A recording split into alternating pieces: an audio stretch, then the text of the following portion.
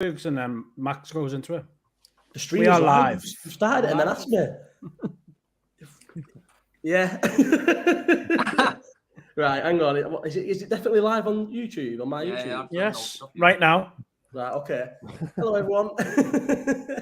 This is We're Off Topic episode 2. Hang on, I've just paused it. We're Off Topic episode 2.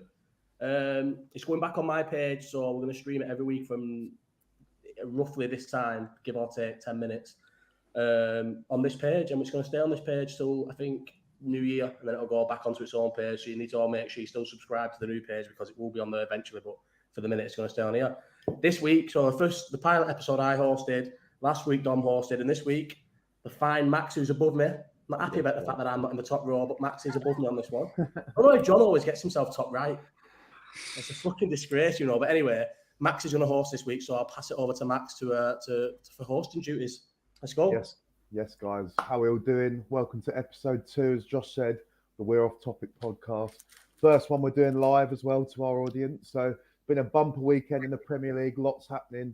So we'll be covering everything related to our teams, a look ahead to next week's games, another trip back to the bookies as Dom this time let us down in our weekly accumulator. So lots to enjoy over the next hour or so. And let's get stuck into it with the first topic of the Manchester derby.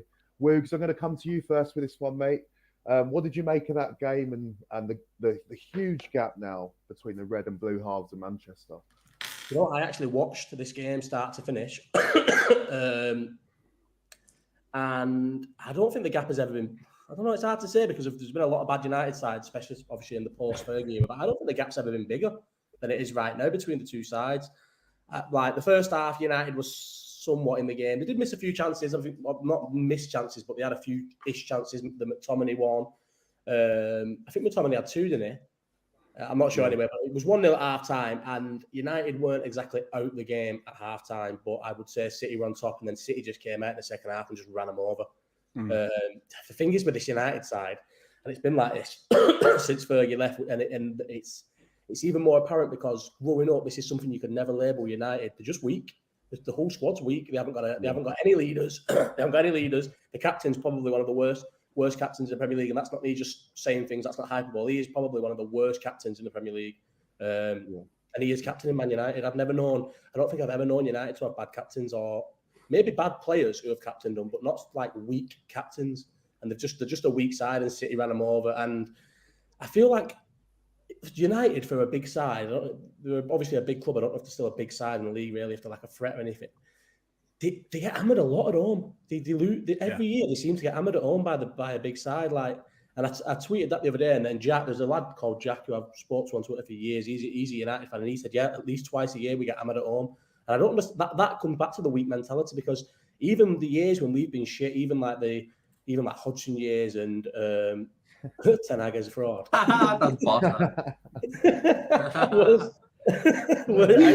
We see you, Stuart. Listen, this is traditional Nigerian garm. I found this moving house today. I don't know how to do this top button though. It's got a top button. Yeah, no, there's a lot to unpick there, Dom. I think from a United side, I mean, seeing Evans and Maguire like as a back two, it's like being in a time vault seeing that, isn't it? Yeah, mate, they're a disgrace, to be honest. They're a disgrace from top from bottom. Like, I'm sick of hearing, I think we'll get onto it, but I'm sick of hearing people blaming these owners. There's clubs around the world and there's clubs in England that would absolutely love to have owners that would pump that much cash into a playing side but still get fucking moaned at. I don't care if the roof's leaking. I'm not asked about that. Forget the roof. Forget about that. What's on your squad is what your manager is buying and what your past managers have bought. Now, stop blaming the owners because they're giving them the cash to buy these players and they're buying shite. So you can't fix that. If the managers are coming in and buying this shite, let's say it's their own fault. The Glazers didn't want to pay 40 million for Anthony, but then paid fucking 75 or 80 million for Anthony. So they're a shambles from top to bottom. And, that scruffy little bastard, Neville, he's just absolutely burning my skull out. Do you know what? When I first started watching him on like Monday Night Football and that, I thought, yeah, he's actually all right. I used to fucking hate him when he was playing for United, obviously. But now he's boring. He's absolutely boring. He doesn't even talk about footy anymore. It could be Monday Night Football, Brentford against Tottenham, and it still ends up talking about them fucking frauds, the Glazers. Honestly, boring. I used to think he was a breath of fresh air, mate, at first when Sky took over. He was. He won it. I thought he was a breath of fresh air. He was good. He was like quite honest about United. I feel like it all changed me when Ollie got the United job, and he would never criticise Ollie. Yeah. And then he's just like gone from there into just like where now he just, no matter what happens, he won't criticise the players. And he keeps saying, he said on this week as well, he was like, these ones are harder to take because this group of players is like it's not like it used to be the sort of like a good lot. Do you know what I mean? And he says that, and I just think he must be mates with some of these players in the group, because obviously I'm not knocking someone for being biased. If you've got mates in a group, like Ollie was his mate. Think of all the stuff him and Ole Gunnar Solskjaer went through playing for United, all the trophies they won together. Of course he'll be loyal to him. I don't blame him for being loyal to Ollie, but it's like just don't commentate on United games and stuff. Then Carragher, I feel like Carragher goes over the top to not seem like he's biased towards Liverpool. Whereas like you get like Keane, who's like so bitter with the way it ended at United, where he is like ultra negative to United. But Neville just doesn't. He's not really like biased towards United. He just refuses to ever criticise the manager, ever criticise the players. He just turns everything on the owners. Talks about the infrastructure and stuff. And like, I can't remember who said it. I think it was Carragher on a tweet. Like he said, "What's with if you upgraded the stadium, the team would play better." And it's just an easy way to deflect, isn't it? Well, it's an easy way to deflect the performances. Is more about the owners. Well, you can't blame the roof for him playing that formation, can you? You can't blame the roof for him playing Maguire. It's just they give the captaincy. They've took it off Maguire, made an absolute joke of him in the public domain, and give it to someone who can't even be arsed running around a football pitch. So it's not the owner's fault that they've chose Bruno Fernandes as captain. It's all bollocks, and I'm bored of it, to be honest. They're a mid-table team. They're now a mid-table club, and until they actually get the shit together, that's where they're going to stay. John, do you concur with that? As an Everton fan, you know what it's like when your owners are buying shite as well. So, are you on board with that? Yeah, I'm on board with it.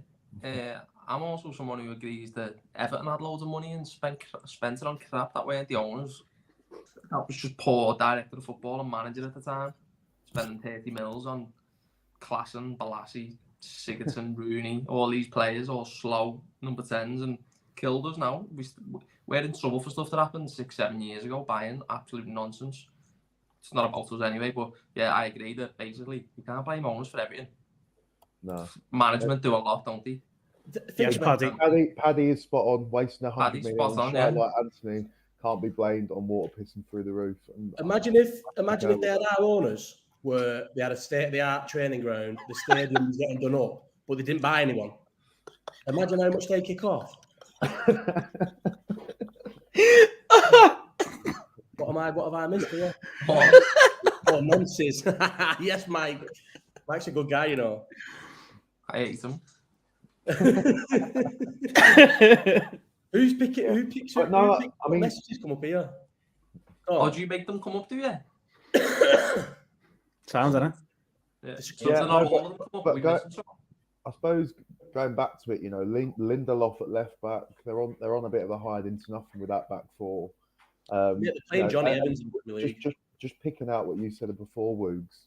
You know, Bruno Fernandes, Roy Keane's calling for him to not be the captain anymore. He's like rolling around. You've got Anthony kicking players. I think it was I don't know what game. I can't remember what game it was, but you just see the clip going around the Keane saying, "Oh, you know, I just kick somebody just to make me feel better." And I think actually, United players might actually be taking that a little bit too literally now, and thinking that can excuse a bad performance. And it's brilliant to see kind of Neville crying about it like on air. It's just it is really special, isn't it, Dom? I agree, Max, but I was at first thinking this is great just to watch him fucking whinging every week. But now I can't even be asked listening to him. It's got to the point now where it's just constant. What's it going to change? Tell me what's going to change, because he should know as an owner what it's going to be like. He's sacking managers left, right, and centre at Salford City. Is that changing anything for them? No, they're still shite. Doesn't matter what they do at United. It's a transition period that's gone completely wrong since Josh, quote, Alex Ferguson's a fraud. Since it's similar. No, but since he's gone, it's been an absolute shit show, hasn't it? Let's be honest, because he ran the club. And he was. He got off knowing they were on the slide. Yeah, got off on the right time, and I don't blame him, to be honest. No, you don't blame him, but he got off to enhance his legacy. 100% he got off and put the club over to enhance his legacy. He did. We ain't getting any better, were they?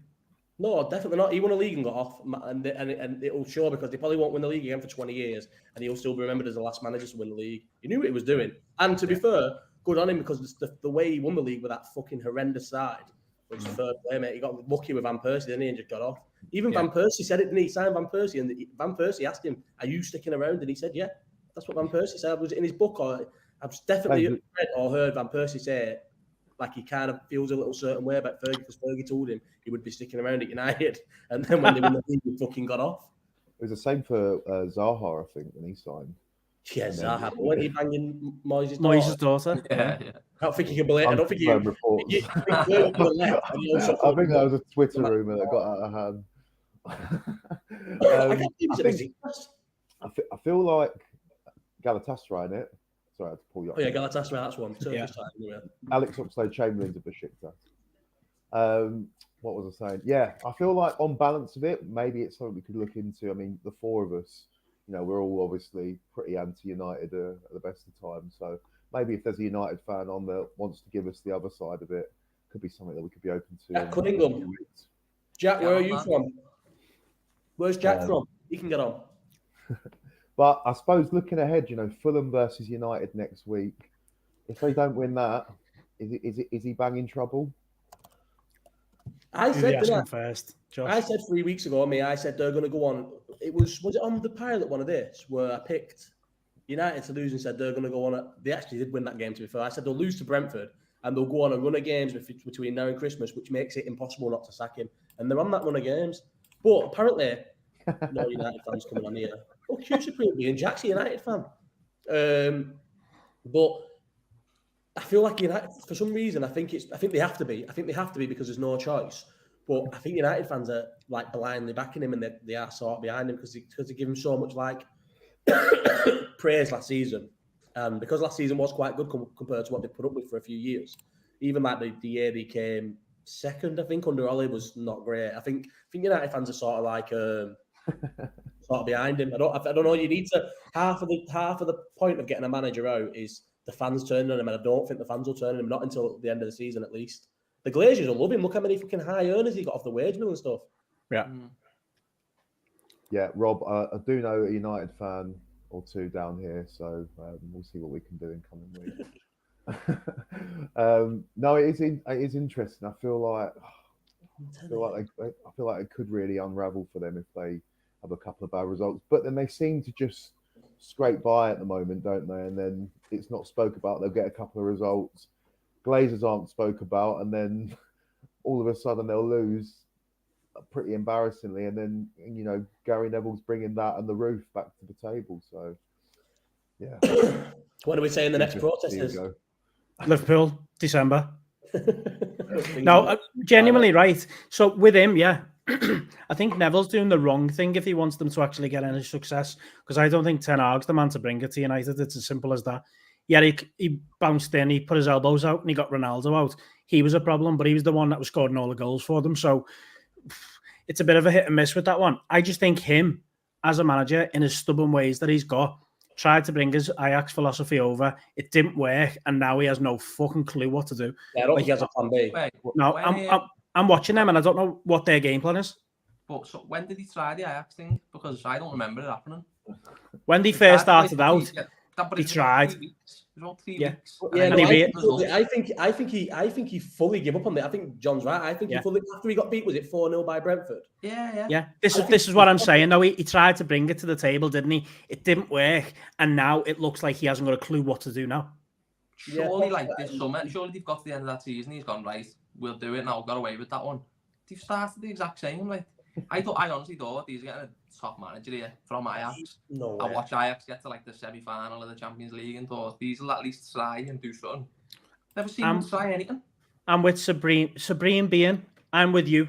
I think he's lost the dressing room completely. I think the Ronaldo thing was a good thing for them in terms of getting a big personality out. I get that. And I get that he had to come in, a bit like Arteta did, show his big bollocks and say, right, you fuck off. This is my room. But I think he's done it with so many players. He's outed so many players. And, you know, giving Bruno Fernandes the captain is just another example of how poor of a manager he is for me. Like, can he not see on a football pitch that, yeah, Fernandes is a good talent, but he's an absolute gobshite, and he's the worst player you could choose in that team to be a leader. You've seen it, like the other night. Like, I even heard on the radio the other day, United fans calling up saying give it back to Maguire because he's had a few good games. What the fuck is going on, mate? It's a squad full of them, mate. It's a squad full Honestly, of bad there's just personalities, it's just a bad apples. smell. Like, and who was it? Who was it as well? Someone calling for Rashford to get it. He's shit. I mean, He's. I feel like United are very clicky as well. I think they got away with the Ronaldo thing because they could probably, a lot of the younger lads in the squad in the United team and that could probably see deep down if they thought about it that they were a much better side without Ronaldo, weren't they? When he first took over, I think they. The year before Ronaldo signed, where they did okay in the league, they got to the Europa League final. Was that season when? And then they signed him that summer, didn't they? After the Europa League final.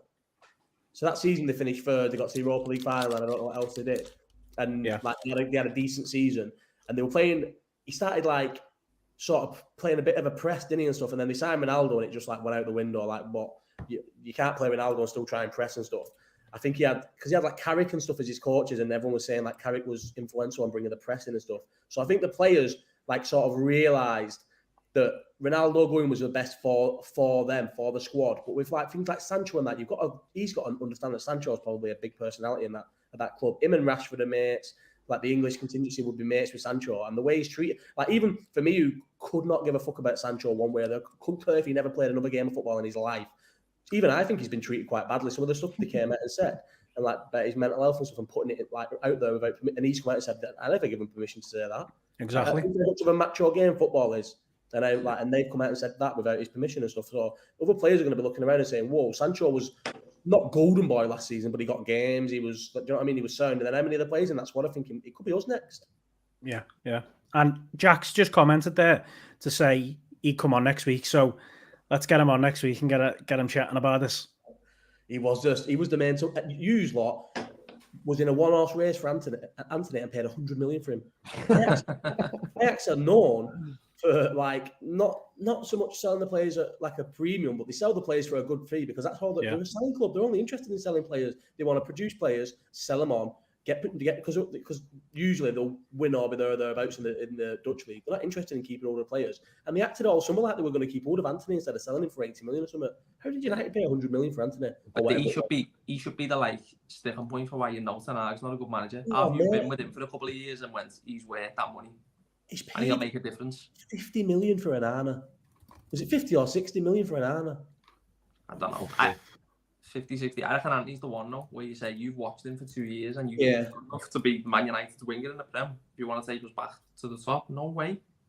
Shocking. He must be so easy to defend against. He has one trick. I'm not like it's different when a player has one trick and the trick's so good that no one can defend against it. But he has one trick that is not good enough for this level of football. He takes 5 minutes to do it.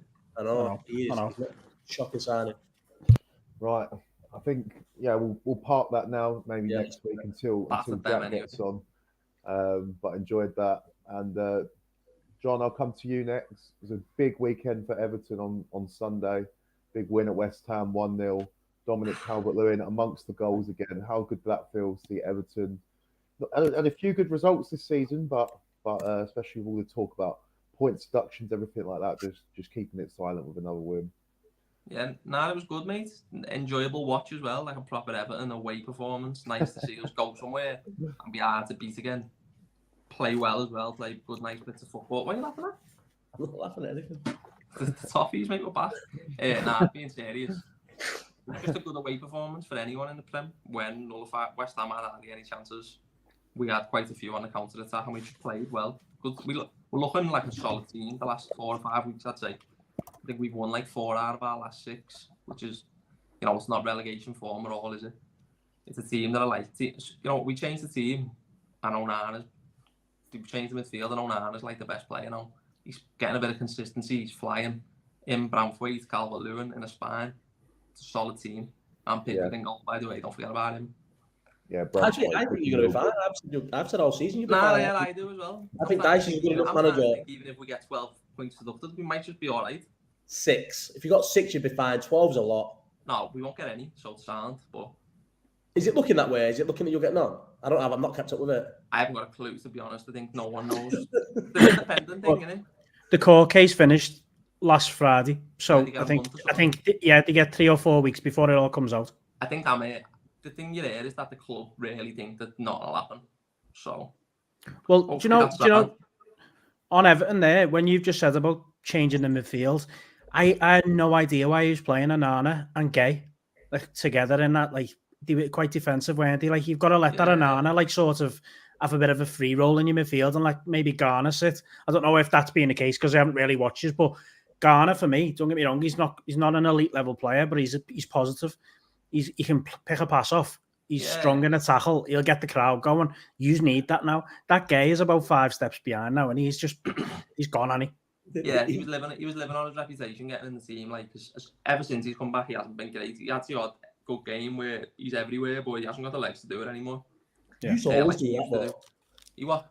You always do that. Sell a player like who was good for you at the time. Let him go and play the best football somewhere else, and then bring them back. Think about how many times you've done this. Pienaar, Rooney, loads of them. You just let them get off.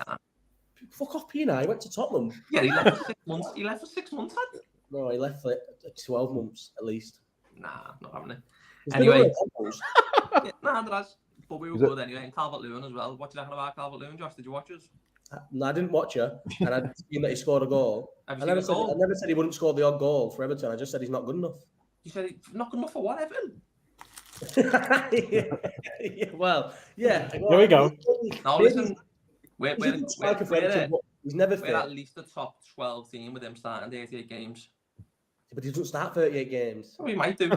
He won't though. You know for a fact he'll pick up an injury before. He didn't have any injuries, and then he's had a bad 18 months. So hopefully that's done. He wasn't fucking playing regular football. Yeah, he had one season, a COVID year for you, that was a like regular first team starter. Forget about his injuries. You said he weren't that good. He's quality. You know what? He does everything. Hold up. He's fast. He runs the line. He's not that good. Touches quality. He's not that good. He's an okay target. Listen, he's well better than what we should have.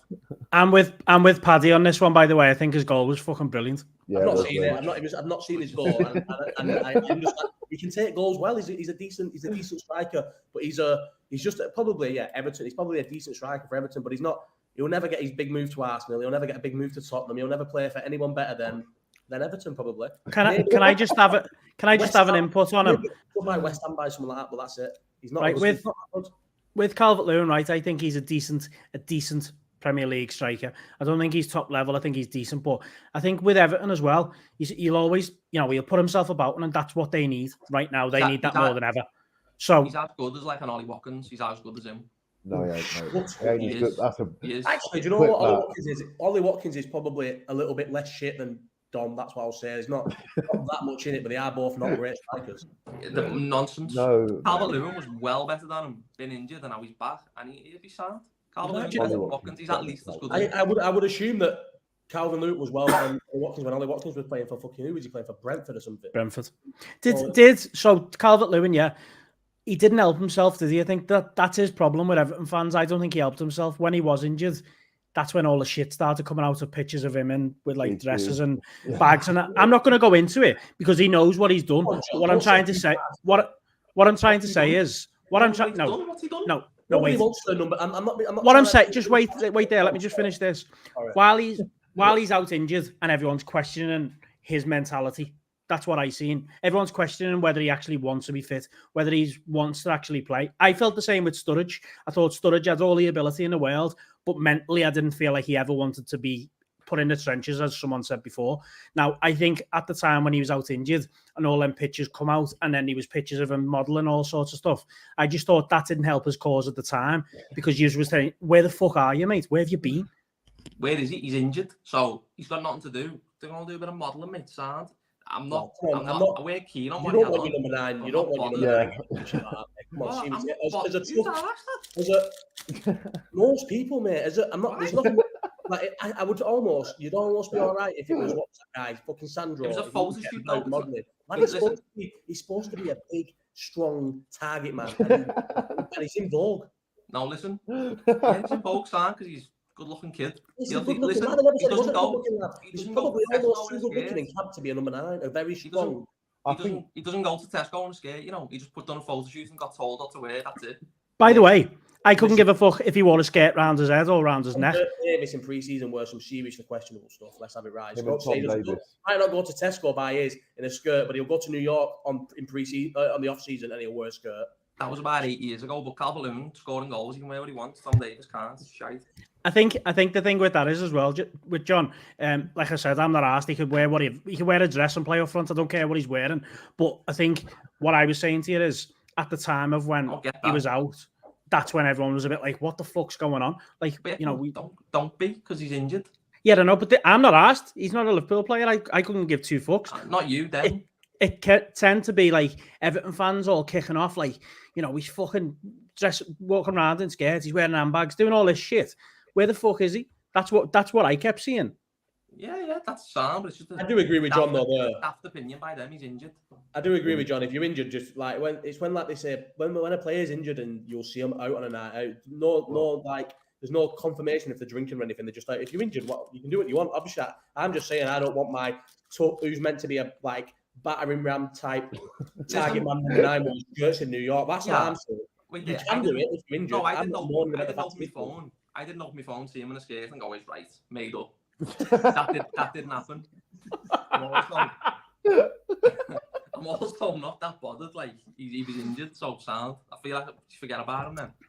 But I don't know if I'd be bothered, but it's like I'd rather he didn't. If I had the choice, if someone said to me, "Would you rather your number 9 get about in a skirt and a fucking purple waistcoat?" I would go, no, I would rather not, please, thanks. If you can just wear a tracksuit and be like normal, that's fine. I'd rather not, but he doesn't do it all the time. It was one photo shoot. It wasn't one photo shoot, mate. That's what you're acting like. It was going far. Like, yeah, I might have been 2 or 3 while he's injured.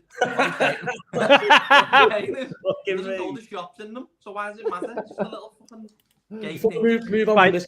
Can I just add in just quickly because it annoyed me at the time and I didn't say anything. Daniel Sturridge did not have all the ability in the world, mate. He was dog shit, and so that's just like. I just don't need to. I don't want that to be left there as if we all agree that Daniel Sturridge had all this fucking ability in the world because he never had all the ability in the world. He was dog shit. Go on, John, move on now, man. I'm not moving on after that. Fuck you right off. He never had all. I'll let you have that. Dog shit, mate. Go and look. No. Before you do all this mad shit, go and tell me one other than the season when he had literally the best number 9 of our generation, the best, probably top 3 number 9s that's ever played football next to him. Yeah, bringing up his game, giving him assists. Dragging him with him. Tell me another season he's had that was outstanding. He's had one good season in his career. There's no excuses. Just tell me one other good season he had. He's had one good season in his career. There's no excuse. What I'm saying to you is, regardless of who's next to him, it takes Daniel Sturridge's left foot to finish it. Listen, I'm just telling you. There's been plenty of good players who are not good players who've had good Premier League goal scoring seasons. Loads of them. Finished talking about Everton, yeah. Jared Bramthwaite's unbelievable.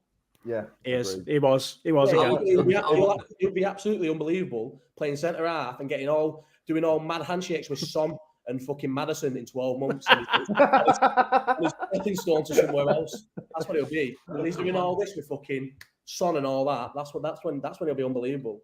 I'm scared to get attached, like, but he's getting off the winner. We might have him next year as well. Yeah, potentially, yeah.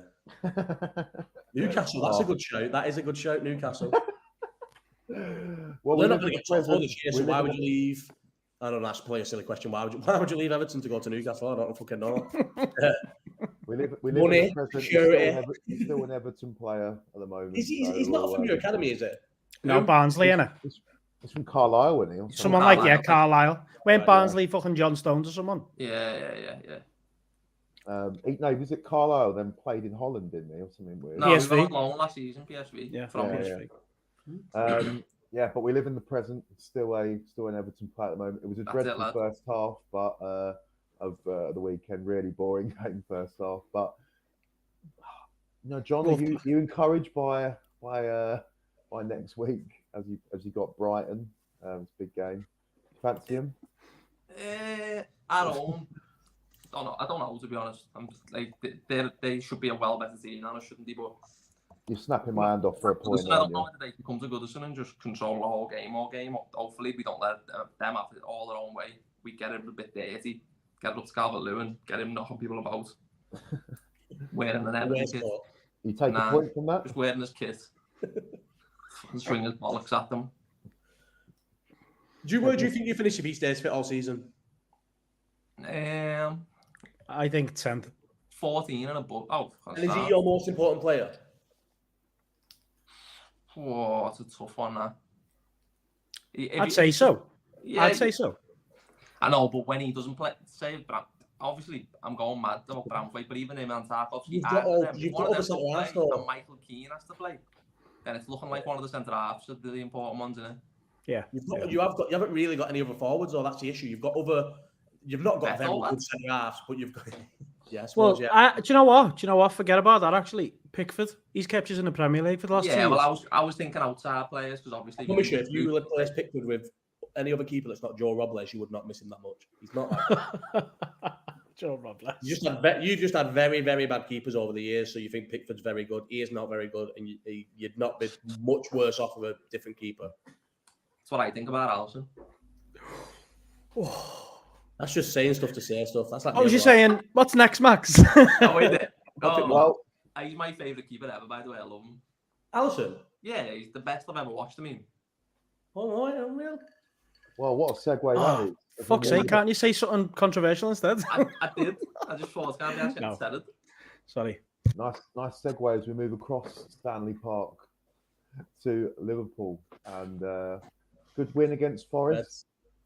Diogo Jota, Mo Salah, and Nunes was right amongst the goals again. Yeah. Bosley looking very good. Woogs, did you watch that one? No. I didn't watch it, I'll be honest. I've seen. Hang on. I'll set you up there. I didn't I'm lying. I watched half an hour, the first half an hour, and then turned it off.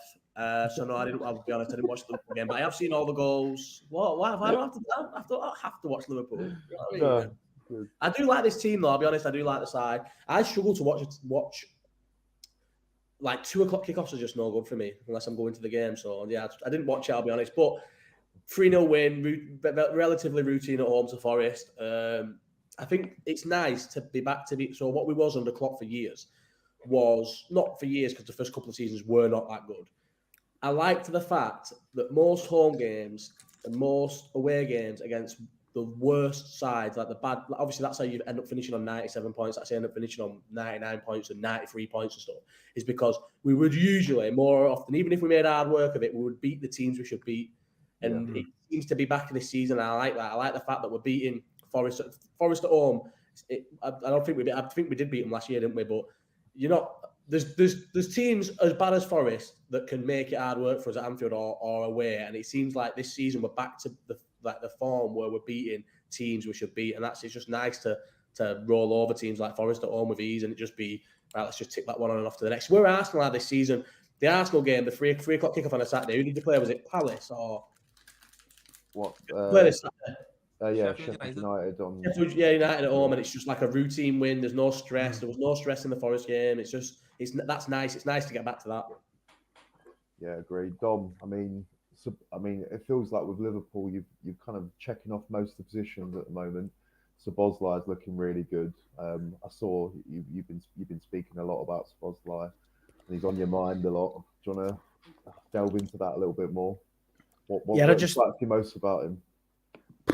I just think he's got everything, and that's the most exciting part about him, because when he come in, obviously we were all like happy with the deal, but we didn't. I don't think we realised how much he'd transform our midfield the way he has in such a short time. Like from pressing from the front to getting back, from finishing to assists.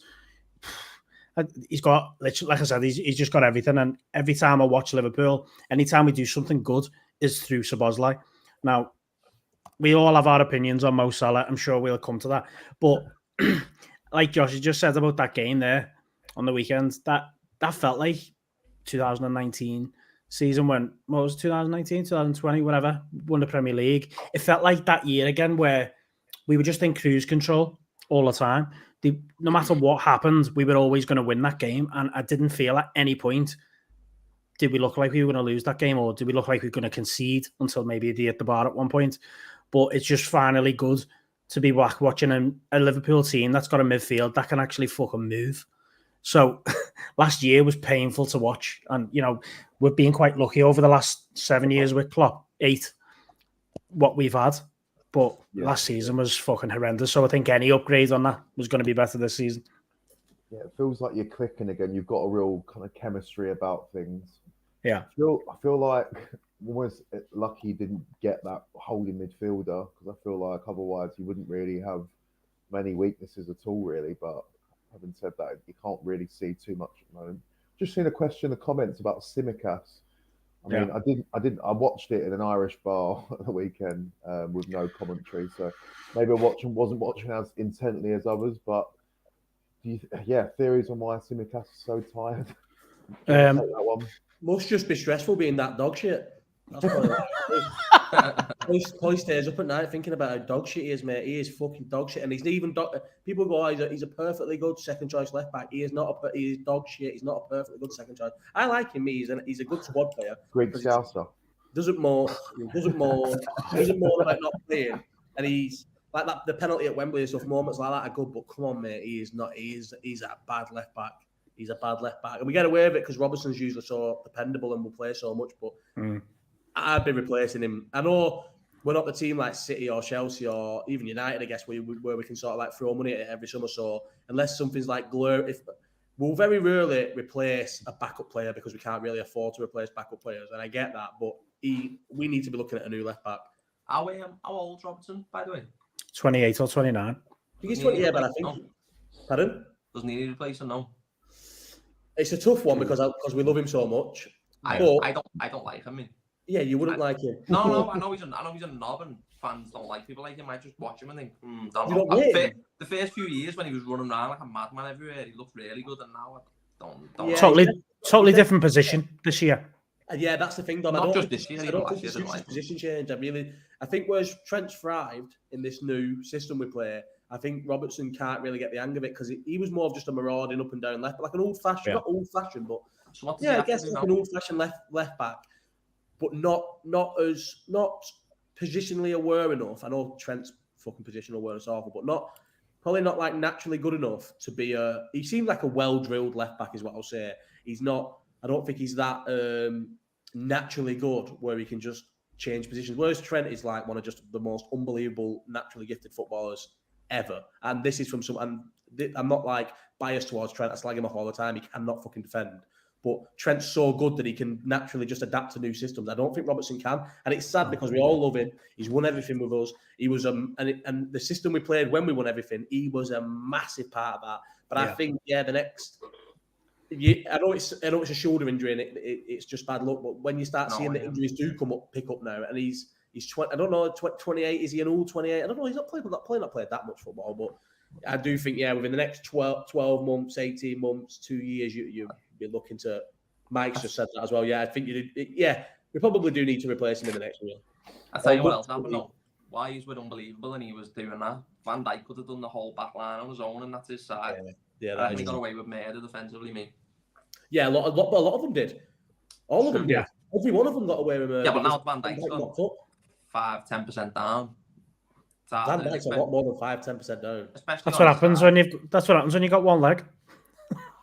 I can't believe it was. So my mate Alex, he did his knee in, and I'm always maybe a bit naive when it comes to like injuries and stuff. I don't know. Maybe I just see the good and everything. And he was sat at mine, and it was about a week before Van Dijk. When there was a build up where Van Dijk's going to come back, and he was like, "You do realise he's not going to be the same player." And I promise you, until he said that, it hadn't even crossed my mind that he wasn't going to be the same player. And it's weird because I even think this when other players do a bad injury, I always think they won't be the same. But when it's a Liverpool player, I never do. And when he came back, you could see it straight away. And I think what's worse, I think what makes it more apparent is he knows it. I think he knows it, and he defends a little bit different to account for the fact that he's lost a step.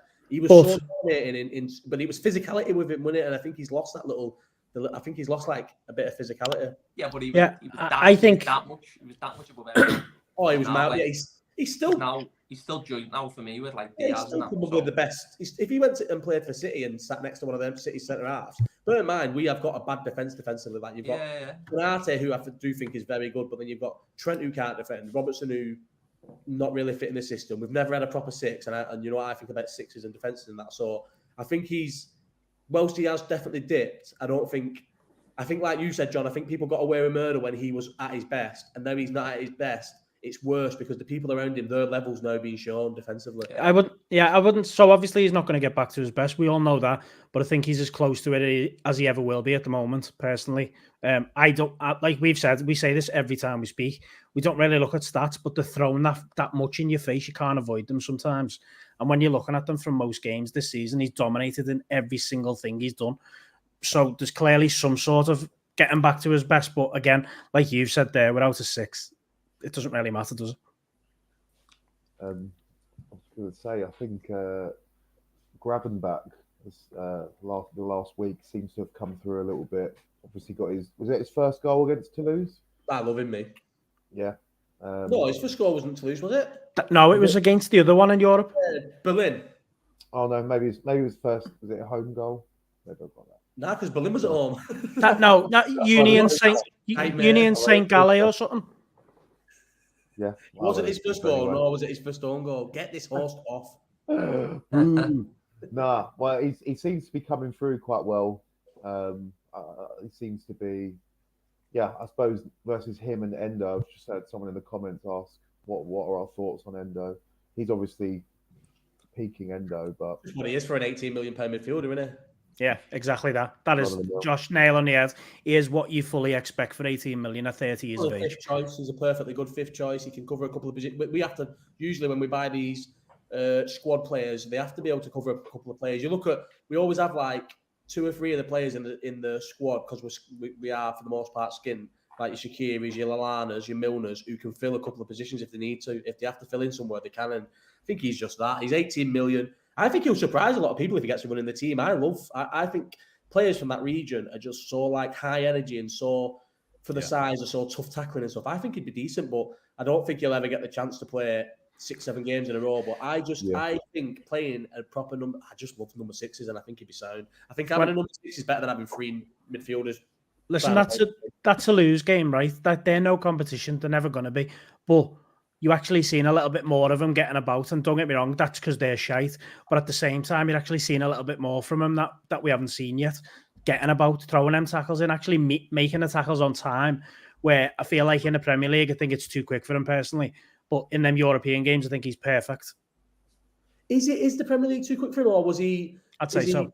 Are we like, he's only probably been here 7 games and he's not had an actual proper run in the team? And if you think of the level of fitness that you'd have as a player to play in the Bundesliga for Frankfurt, compared to the level like Klopp, when he used to get teams from like players like Fabinho from France and stuff, he wouldn't even give them a kick of the game till November purely because their fitness levels and their like sort of, I don't know, the physicality of them were not ready for the Premier League when you're coming from a league like France or fucking Germany or Holland and stuff. So I reckon, I think he's never going to play enough for us to ever really see how good he actually is. But I think he'll play enough and sparingly enough where he's fine. He's a decent 5th choice. He's good for 18 million, and he'll just be like that. He'll just be a okay, like Minamino, okay player for his price. Won't ever set the world on fire, and probably won't lose that much money when we do end up selling him in a couple of years. Yeah, indeed. Well, Liverpool away to Luton on Sunday. Obviously, we hear quite a lot about Kenilworth Road and being next to people in houses and people lying in the bar. I think that could be a potential banana skin dom. No. Do you know what? No, I don't. I think if you've got any realistic ambition of getting anywhere near the top 4 and you go away to Luton and get beat, you deserve to be in the mud. You deserve to be 7th, 8th in the league. I'm not asked what happened with Everton the other week because that's a one-off. Everton won't get beat by them again this season. It's as simple as that. Luton a dog shit. And, you know, we need to show how much intent we've got to be challenging for the Premier League at least. If we want to be challenging, you cannot go to Luton and get beat. It's as simple as that. If they beat us, fuck knows, mate. Bring that Mancon next week. Good stuff. Well, now just to focus onto my team. So Arsenal played Sheffield United at the weekend. It was a 3:00 kickoff, so I don't know if anybody might have watched it, but or maybe caught the highlights. But Eddie Nketiah with a hat-trick, great to see. I think for him to get to that benchmark, he's not scored a hat-trick before in the first team for Arsenal, so really good and a great substitute for Jesus while he's out. I think as far as second strikers go, he's well up there. I'm very optimistic that he can get a few this season. He's obviously a big game for him at Newcastle this weekend when we play. I think we've got some favourable fixtures coming up now. Bar Newcastle this weekend. I think the next few we've got Brentford and Burnley are in there. We've got some good games coming up. So I feel like it could be a good opportunity for him to put some goals together. But yeah, good performance from Arsenal, 5-0. And like you said, Woog, sometimes it's just one of them where, you know, Sheffield United come to town, you're going to put some goals in. Do you like him? Do Arsenal fans genuinely like that in Nketiah? Well, he looks like a Ryan Brewster. He's just like someone who may have scored goal. No, he's a lot better. What I'm saying is, when he was at Liverpool, everyone thought like, oh, he can finish. He's going to be top notch, whatever. But when I watch Arsenal, sorry, I'm taking over you, Woogs here, but that's probably his best performance I've seen for you. But it's against the level that I fully expect him to have that type of performance. I didn't even have anything to say, by the way. Then I was just saying that he's better than Brewster.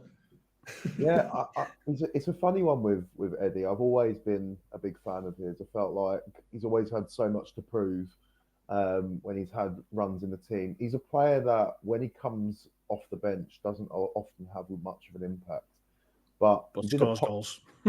but when he starts games, he can score goals. And when he has a run of games, he will get a run of goals. Or you know, there was a period at the start of the season where he was starting games, and if he wasn't scoring goals, he was either involved, he was getting penalties, he was well amongst it. So, it wasn't long ago where people were wondering whether we were going to give him a new contract. And I feel like he's been well worthy of getting that new contract now. And Max, just sorry to chop over you there, mate, but if you get the opportunity to sign Ivan Toney, which is very touted in the media, and he comes in, he's starting 10 weeks out of 10 ahead of Eddie Nketiah, then what? Is Arteta just allowed to just keep fucking buying players, and then when they're not the best player in the world in 12 months, just fucking buy another player? Yeah, or could. Why are you buying Ivan Toney? You just spent 50 million on fucking Jesus less than 12 months ago or 12 months ago. What the fuck is going on? How have you got more money to buy Toney? What is going on here? Yeah, it'd be interesting to see what happens with Toney. I've heard 80 million being banded around. 80 million they want for him, which seems steep when he's got 18 months left on his contract. Also, 80 million. I don't know, call me a bit old-fashioned, but did everyone see his Diary of a CEO podcast where he's kind of touting himself out to other clubs when he's a Brentford player? I didn't really like that. So bit scummy, that, isn't it? Knowing what Arteta's like, Arteta likes kind of quite obedient players. He doesn't. Yeah, he likes them to be his bitch. Don't really like, you know, we don't really. Tom's party. Yeah, but I don't think he was. This was prior to him just having his way with. He's not obedient, is he? We're steering off topic there, but you know what I'm saying. With I was steering off topic. No partly talking here. Max will shut it down.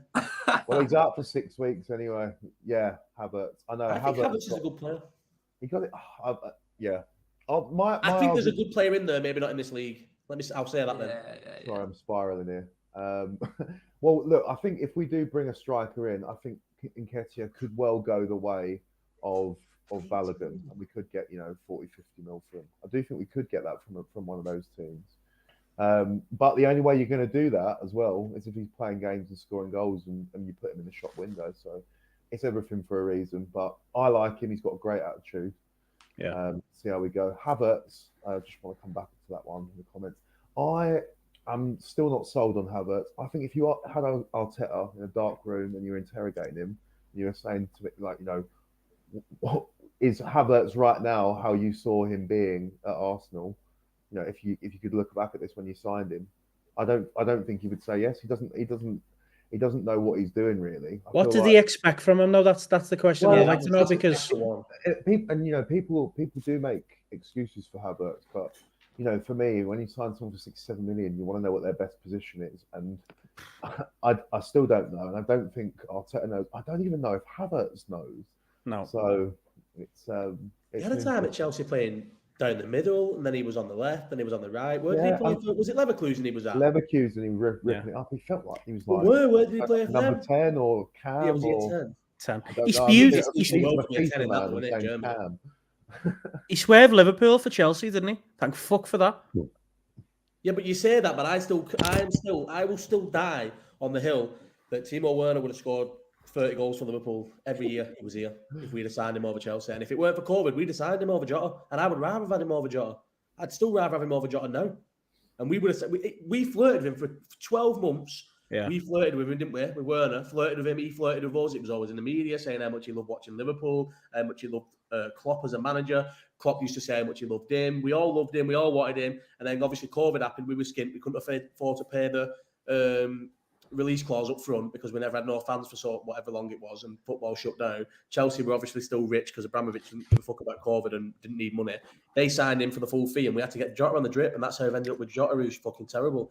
And Yeah, but Nunes is very similar to the way that he went, because if you remember right, when he was back in Germany, he was bagging goals for fun, looked composed as a finisher you'll ever see. Come the Premier League with Chelsea, turned into an absolute dog shite, couldn't finish his tea. And then you had a similar story with Nunes at Benfica, bagging goals left, right and centre. Comes the Premier League, everyone takes the piss out of him. Now look, you give him a bit of time. You don't get time at Chelsea. You get time at Liverpool. Right. And Nunes, but the difference is though, Werner was scoring goals all over for a couple of years. Yeah. Nunes, as much as I like Nunes, and I've been very vocal, like blindly loyal I am to him. He's only had one good season at Benfica. The season before, the first season at Benfica was really bad. You get time at Liverpool, but you get time because there's Salah, Diaz, Gakpo, or Jota who can score goals. That's what I mean. You do get time. So you do get time. Liverpool because we can't afford really to make 60 million flops, so you just have to stick with them. Yeah, you've got to see it out. Don't you really rate Jota, Josh? No, not at all. Oh yeah, same. Nice. Don't rate him at all. Don't understand. Unbelievable finisher. Yeah, he scored goals. Yeah, but it's not enough. It's not enough to be a top team. I'm with you. He's bottom of your forwards for me. Like, should be the last. Should be the 5th place. I would have sold him in the summer. He should never play above any of the other 4. Gakpo, Diaz, Nunes. I see people loving him, but it's not just because he scores goals. He bags goals for fun. He's got a good song. Is really what it comes down to. I'm so fucking bored of that song. He scores well. What goes unnoticed? I don't know why he scores a lot of goals as well, because he's without doubt maybe Salah's had more selfish moments, but Jota's by far the most selfish of the 5 strikers the forwards we've got. But that's he is more of a goal scoring, like he probably has more of a goal scoring mentality, but he's definitely the most selfish of them. He's a lot more greedy than them. Doesn't pass the ball as much as them. Just too slow for me. Just too slow for what I want in a Liverpool attack. I want fast attackers. That's all I'm interested in, and he's just not. But if you're not fast, you need to be Bobby, who was amazing at everything else. Other than you need to leg making every conversation about Liverpool. Yeah, you turned this onto Liverpool. I didn't. You brought up Nunes. I don't even know how we end up talking about Liverpool. Right, but let's get off the Liverpool talk then. Newcastle Arsenal this weekend. It's a big test for Arsenal. 5:30. It's one of them. I'll probably take a point right now. Not gonna lie. Got some favourable games coming up. I'd probably take a point, but who knows? They were missing a few players. No Tonali, obviously, he's out for 10 months. Barnes, Isaac, Botman, all missing. So who knows? Is this in the cup or is this in the league? No, Saturday. Oh, sorry. I thought you've got a cup game on you. Sorry, me. What were you saying? Do we reckon AC Milan do about Tonali? Yeah. I think they do. Italy is the most. I mean, listen, I'm not going to generalize every Italian here, but Italy has been so fixed for how many years? They know everything what's going on behind closed doors. You cannot tell me Tonali wasn't knew about. And he was a local lad, absolutely loved AC Milan, loved playing for AC Milan. AC Milan are not skint anymore, and they were in the Champions League. Why would he have got off otherwise to go to Newcastle? I know you can say money. What you've just said there, though, is it worth selling him just because he's missing like the rest of this season? Could have got injured. 10 months is a long time. No, it is, but it's like if you really rate a player, if you know whatever his name is, was like getting injured for 10 mil, just like 60 mil for him now. Yeah. If he's gonna miss the rest of the season, just like 60 mil. It depends. I think a betting ban's a lot different. Can you be asked with all that scandal being around your club and stuff? I'd rather he was I mean, Newcastle are giving him a fucking round of applause around the pitch, mate. It's like he's just been his dog's been. Newcastle morality. They're not like. I'm not knocking them. I would dress up in that Friday Pro stuff if Liverpool got bought by fucking Rich Aaron as well. But they're not. The fans are not asked about someone who's betting when they fucking the way they want to bet the Saudis. So it's a bit different. Is Rob in the chat? Did he say he was a Toon fan before? Yeah, he is. Yeah. So Rob, this is a question for you then. If they did know about that, do you feel like he's fucked you over? Because I think now your midfield is heavily reliant on him being in there to get you where you need to be by the end of the season. You've got loads of injuries now. He's shit on you more than anything. I kind of feel like he's getting clapped. So, what's your thoughts? What's your thoughts? We can't sit here and wait for Rob to reply, though. Just while Rob's coming back, did you see Eddie Howe? Obviously, it's hot off the press today that Saudi 2034 will be the World Cup. Hasn't commented. Hasn't said a single thing. Eddie Howe was like, "Oh, I think it'd be great there. It's very well organised every time we've been over there." So hasn't said a single thing anyhow about Saudi Arabia and offering, and then he comes out with that. Hasn't said a single thing about the owners, about anything to do with Saudi Arabia, and then they're going for the World Cup, and he's like, "Oh, it'd be a good fucking place for the World Cup." What a fucking bet it would be. He's on the payroll. He's fucked. Oh, we can't spend our life waiting for Rob. Can we? Yeah, go on, let's move on. He's right though. You're getting Neves on loan. Probably just go and get Neves on loan. Yeah, I did see that. I never said it'd be a dream come true, which it's all very. I love the dream come true shows. remember Robbie Keane? A new challenge. Robbie Keane, mate, must have supported 15 clubs as a kid. Right, next topic I wanted to talk about is the title race. So we've kind of delved on it a little bit, but who do we think's in there? We've got obviously City, Liverpool, Arsenal, and how long before we consider Tottenham? John, I'll come to you first on that one. It's tough, innit? Seeing the agenda obviously come out earlier, and so seeing the Spurs stuff, and I had a look. Played 10 games, and they play another 10 before New Year's Eve. I think if they play another 10 games, get to after Christmas, and they're still first, second, even third, but within like a point or two, and you have to say, all right, they're contenders. But right now, I'd just say no. You do get a like very left field or random title wild card for years. Yeah, you do. Who's to say they can't be? Yeah, no, I agree. They've not played good sides. I didn't realise the teams they played me this year. Someone sent me a list.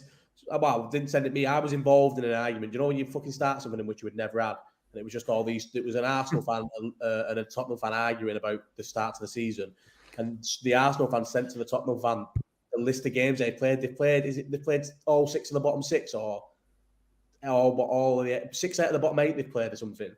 Yeah. Yeah, but the thing is, you've still got to win them games. So I agree with it. It's not an easy run. I agree with what you're saying, Defo, but like you said, they're the teams that title winners do fuck up against. And I'm not going to say they'll go out and win the league, because I think Danny's just mentioned there, Maddison or Son get injured, mate, they're finished. And that is the reality of the situation. If they can keep them fit, they've got every chance of top 4, and who knows how they push. But I don't think they've got the stamina. Maybe if they get another 8-9 weeks, and then they get to January and they add another couple of players in that are top quality like Maddison and Son, I'd agree with you, but right now I don't think the challenges. That's what the next 10 games though are massive, because if they keep it up, keep the same form up, they get to January and the second or first even, and the owners go, do you know what? Here's a few more players, so the squad's quicker. You never know, do you? You've got to also account for the fact that they've got a new manager boats, and most new managers will, especially because he's a new manager to the league, not found out in the terms of like everyone will just suddenly start being able to win against them, but new managers come to the league. And it's like, whoa, this is new. And he does play like a new brand. It's a new brand of football in terms of he has his own philosophy, doesn't it? So you've got to start thinking 10 games in is still not enough. You get to like 20 games and people have started realising how he sets up and realising how he plays. And like Danny said, the squad's not great. The squad's quite small, and there are a couple of injuries away. I think they'll. I know I said Chelsea finishing top 4 and then doubled down on it even a couple of weeks ago, and because I just can't really let go on bad opinions. So I'm still I will think Tottenham could finish top 4, but I don't think a title race. I think they'll be a million miles away from the top 3, but I think they probably will finish 4th. Yeah. Yeah, no, I agree. Max, even though you're the host, what do you think, being an Arsenal fan? I think they've started very well. Arsene Wenger actually said this week that he thinks they could be in the hunt for the title. I do think they're very much benefiting from only having one game a week. They're not in Europe, are they? Like we weren't when we had a little crack. So yeah, it's interesting. I feel like the longer they stay up there, and John, you were saying if the next 10 games they're amongst it, who knows? Strange things can happen in football, but they've still got to play the Man Cities of this world. They've got a lot of tough games coming up. The squad could get thin. They could get an injury.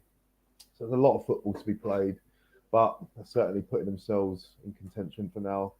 I think it'll be interesting to see. I reckon it'd be a shock if they were above fourth come them next 10 games for me. Do you know what I don't like about it, right? Fourth. Well, you think it'll be a shock if they're above fourth? Yeah. Well, I thought you were just saying that they might do well in the next 10 games. No, I'm saying that's how you can only look at them as contenders if the next 10 go well, is all I was saying. I can't stand the term Ange ball either. It does me head in. What's that? Any ball. What's that even? It's so fucking cringe. Yeah, it's horrible. They've got It's horrible. They've got Chelsea this weekend, haven't? Oh no, next Monday. Battle of the top four. Oh, nice. That'll be obviously Chelsea are going for a bit of a tricky one at the moment, where they lost to Brentford. You don't really know who's going to turn up with them, but what ground? I think it's at Spurs. If it's at Spurs, Spurs will absolutely roll them. Well, do you know what? Sometimes you just don't know who's going to turn up with Chelsea, and particularly in that game, Chelsea have had their number in a few years, so we'll see. But yeah, could be on skates, couldn't they? Ooh. Before we move on, that's a great shout. Danny. Right, leave that though, because we're talking about Villa later. Yeah, I mean, we're talking about Villa in a bit, though, aren't we? So no, we can get into Villa now. Oh, is it Villa now? All right. Me told. I found that. No, I mean, I think Huge job. Villa are a cracking start to the season. I think Unai Emery. I mean, Steven Gerrard, he took over from, didn't he? And they were fourth from bottom. I think over a calendar year, other than City and Arsenal, they've had the best results of any Premier League team. They're absolutely flying, playing really good football, and Unai Emery proving that he's a very good manager. Ollie Watkins firing for them. John McGinn looks very good. Do you think, I'll come to you first, Dom, do you think they're within a chance for top four? No, not at all. I think a successful season for Villa's top 7. I don't think top 4 is a shout. If they get anywhere close to that, fair play to Emery. But I think top 7 they should really be looking at the 6th and the 7th positions, and get a European run again next season and see how far they go. Who knows how far they get in the European Cup this year? They're in that conference one, aren't they? They win that. They're in the Europa League anyway, so positionally it might not actually matter. But just while you're on with Emery there, was you a Emery in or a Emery out? I mean, towards the end, you had to be Emery out. It was just. But he was. I don't think he was. He got a leg to. I don't think he's got a leg to stand on.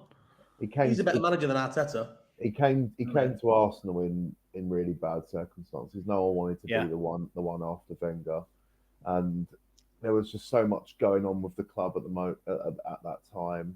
There was Ozil that wasn't Ozil was tweeting during games, and it was just a really bad time. We were in a transition and just playing awful football. It just didn't work. The first season under Unai Emery was okay, and then we just fell apart towards the end. Ended up finishing 5th, but I think it was kind of on my mind. Emery. I mean, if Man United were to pop Ten Hag, do you think he could be in the running for that one? I don't think. I think if he's got a brain, he avoids that like the fucking plague. Emery for United, is that what you're saying? Yeah. No way. I don't think. I mean, listen, it's a massive club. It's got so much money to put into players that they forget about. It wouldn't surprise me if he went. Don't get me wrong, but why would you leave Villa right now to go there? One thing I will say about the United job, I think it's slowly going to turn into what the Chelsea job used to be, where you can go and take it and get sacked after 2 years and clubs don't hold it against you, fans don't hold it against you. It's not that sort. Do you remember Chelsea under Abramovich where everyone would go, Ancelotti. Why would he go to Chelsea? And it's like, I'll tell you why he go to Chelsea, because he either succeeds or he gets a fucking crazy payout and no one's asked. Not one person ever held a Chelsea manager getting sacked against them. Clubs didn't. People got sacked by Chelsea and went and got a better job about 12 months later. So I think maybe you would take the United job because it's a massive club, massive job. And if you get sacked, nobody will care. But I can't see it. I don't know why. No, I don't. No. It's just I couldn't imagine him be asked with the stress of the United job. He seems, for me, he seems to suit certain types of teams. Obviously, like he did really well at Sevilla. He did well at Villarreal. Obviously, got them to the semi-finals against the Champions League played Liverpool, didn't he? He does well for underdogs. That's what that's sort of workman-like teams. I actually felt like if he wouldn't go to Villa, he'd have done a good job at Everton. Like, I think he suits. I think he suits that. I think he suits that sort of team and that sort underdogs. of club. Yeah. But he needs to be in Europe to thrive, and Everton had no chance. Villa probably weren't either when he went there. And you wouldn't wish for many better people in the Europa League as well. Touche. But I don't think Villa will come top. I don't think they'll come top 6, me. No, I don't think so either. 6th, 7th, 8th, innit? You've got to think there is quite a strong top 7 though. Yeah. You've got City, Liverpool, Arsenal, Chelsea, Tottenham, United, Newcastle, Brighton, Villa. That's a strong top 7. That's like 7 teams who are all, other than Newcastle, historically big sides. But with Newcastle being able to spend money, they are you'd have to classify them as not a big club, but a big side in the Premier League. So you've got 7 big sides there. So anyone who can crack into that top 7s, anyone who can crack into that top 7s is good. I feel like where does it go to? Where do the European places go to? Is it the top 7? 8th, but if you think about it this year, there's going to be 5 Premier League teams in the Champions League. The 5 Premier League thing. Yeah, so they're going to do the 5 Premier League teams in the Champions League. Then you'll have 2 in the Europa, whatever you call it, and then you'll have a conference one as well, won't you? So it's going to be 8, isn't it? John, what's your top 6? Says Rob. My top 6. Is Christian Smith your cousin? Yeah. Why? What's he saying? Just said up the toffees and Flynn in the house. City, Liverpool, Arsenal, Spurs. Don't know. Who's dropping out of that top 7? I don't know. You know, Brighton. It's tough, isn't it? Yeah, but then of the 7 we said, what you said, Newcastle as well. Newcastle again in the top 6, yeah. And then there's one more between like United, Villa, Brighton for me. I think what you need to realise about Newcastle is they will spend 100 million in January. Yeah. Newcastle will definitely be in it. And Don't think they can. That last 3. Why? I don't think they can because of that FIFA fair play. They can't. That's why the come on. No, I know it's bullshit, and we all know where it stands and everything like that. But I think they can't afford. They cannot actually go out and spend in January. Well, surely they can. Unless they sell or do a fucking crafty move. Of course, they'll sell. Yeah. They sold St. Maximan, didn't he, for a fucking fee that is nowhere near worth. So it wouldn't surprise me if Dan Burn goes to PSG for 35 million in January. Well, have to be someone who's a bit more extravagant than Dan Burn, but they will set. There's someone you can definitely pluck someone out of that squad. And Bruno. Who? Bruno. But they play him. I know, but the only way to make money, isn't it? Because there's no one else. Who in that squad? It doesn't need to be a good player. There'll be a team in Saudi. One of them 6 state-owned teams in Saudi will buy a Newcastle player for 70 million so that Newcastle will spend somebody. Yeah, you're fucking right. That'd be a scandal. I'd love them to just decide we're not listening to the Premier League. We're rich, we're rich. We're not listening to the Premier League. We're going to do what the fuck we want, and then I'd love them to just sell somebody and just loan him back straight away.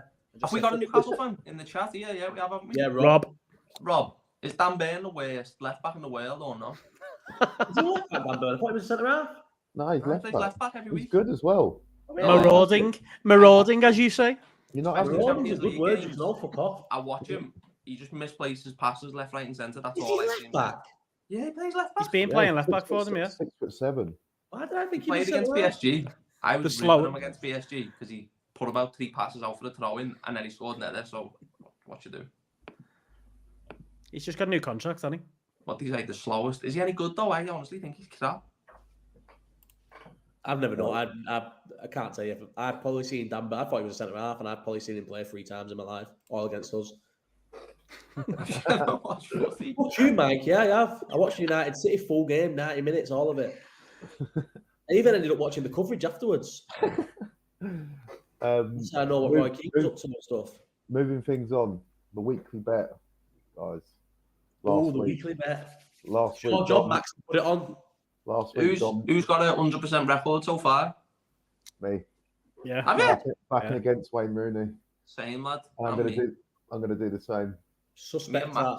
Me and Max need to start. I'm gonna do the same. So Dom, you let us down with backing Middlesbrough. All right, leave it out. They lost to Stoke. Who did I do? So, you were Chesterfield, weren't you? Chesterfield -1. Yeah. Yeah, that was lovely. The way that came in. So you're back in this week, Woods. I'll tell you what, I've got £2 in my account, so I'll put the £2 on and then I can make an actual nice graphic for it, whereas I have to wait for Dom to put it on 15 minutes before 3 o'clock kickoffs on the weekend. Off. I'll put the bet on. So what are you putting on? Internal podcast politics that the listeners don't need to listen to. But do. I need to put Dom on blast, mate. I'll go for Birmingham to lose again at home. the bubble's got to burst at some point. Don't just keep doing it. Yeah, but it's not going to burst. It's Ipswich. Ipswich half for life. All right, yeah. The tractor boys will drive all over that. Hang on. Yeah. So I'm going against Wayne Rooney again. John, Ipswich. Have you had a thought? Right. I'll just do me usual whenever. I'm always back in Leicester, so I'll go Leicester. Ooh, Friday night. Yeah. Oh shit. Oh, I don't like that. No, let's all go 3 o'clock. All right. Yeah, I know that I did 12:30 last week. I know you did 12:30. I know, but give him a little bit of fucking power. It's gone right to his head. Fucking mad. Right, I'll go. What? I don't know now. I had my team picked. I'll go on. What? You had Friday night? Can't do Friday. No, that's all right. Go on. It's a whole day, so. Can someone else go? I'll do I'll go Bolton. I'll go Bolton. Why are Bolton playing on Tuesday? Oh no, Bolton 3 o'clock kickoff. I'll go Bolton. Let me check. You're picking 1 to 3s. What do you mean? Saturday 11th. Odds. Saturday 11th of November. It's the FA Cup this weekend. That's why it's like that. Right. Sorry. Okay. Hang on. Well, Southampton are playing. There's loads of fixtures this weekend. No, yeah, there's Championship, Prem, and FA Cup. Yeah, you can have an FA Cup game. They're all sort of free. I'll have I can't go with Bolton then because they're playing. It must be great to listen to. I know, yeah. So we probably should do this next week beforehand. Yeah, next week we all pick a team. I'll pick someone in the chat, give me a team. Oh no, have I got to do a 3 o'clock kickoff? Yeah. I mean, it'd be favoured, but give me. I don't even know. I'm back in Marine. I'm not in the bet this week, but I'm back in Marine against Harrogate. No, you are back in the bet. Am I? Because I wasn't in it, so we're all start back from the start. Right, okay, fair enough. I'll pick Southampton. All right, nice. Right, you're going Southampton. I'm going to go. Can I go later? Could I go R5? Yeah. Right, but I'm going to go Arsenal. Make it all about you if it comes in, yeah. Arsenal Newcastle draw. Ooh.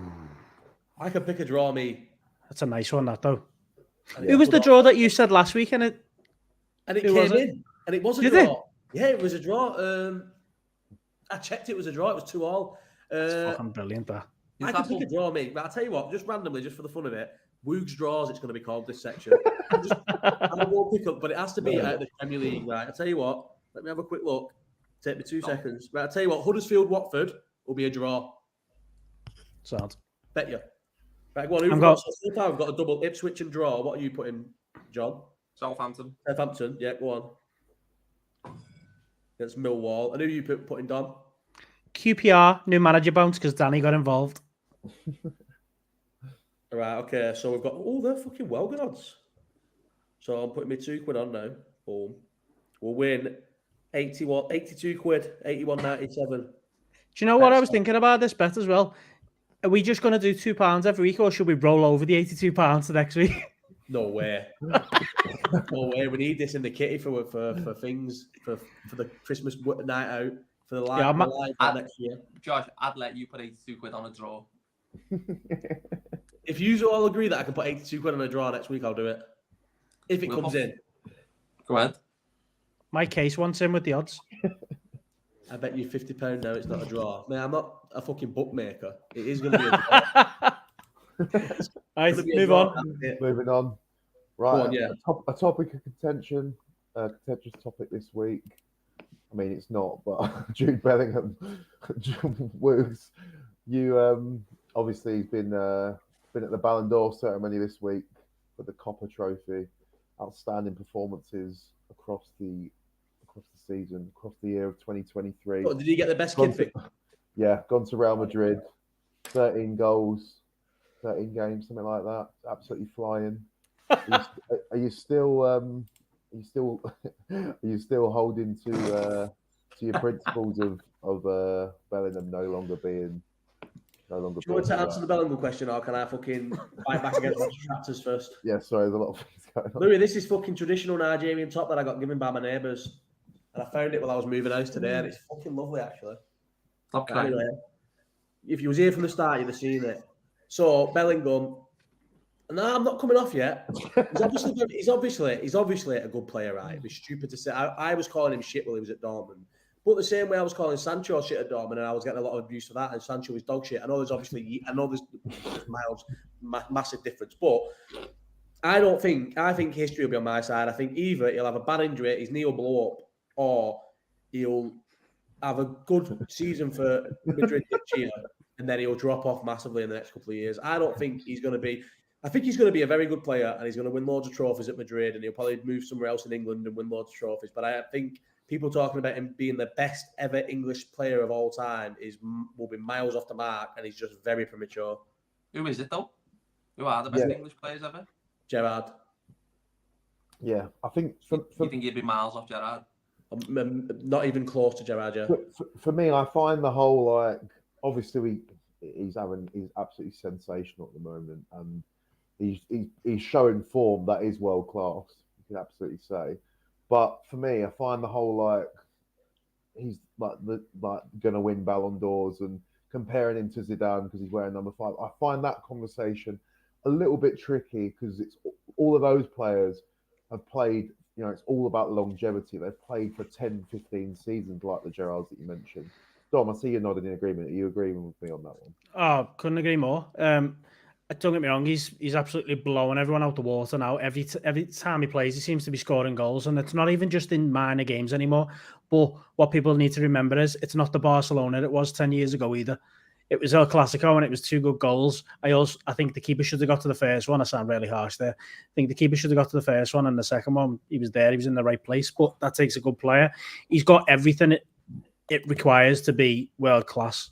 But again, it's longevity. How long can he do this for? I think with him, like I said, he's got everything you need to be world class. Everything. And I think anyone in the world would have him in their midfield right now. He definitely has. I've watched Madrid 4 or 5 times this year. I've probably had a bet on them or something. And he's been shit and scored.